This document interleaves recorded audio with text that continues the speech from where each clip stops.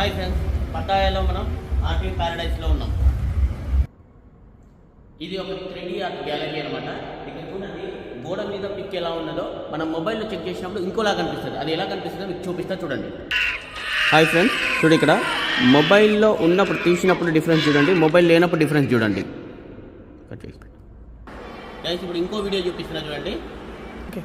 ఇక్కడ చూడండి, గోడ మీద ఇది పెట్టినప్పుడు ఏంటంటే పురుగులు వచ్చినట్టుంటుంది, కానీ ఇది తీయంగానే 3D విజన్ ఎట్లా కనిపిస్తుంది చూడండి.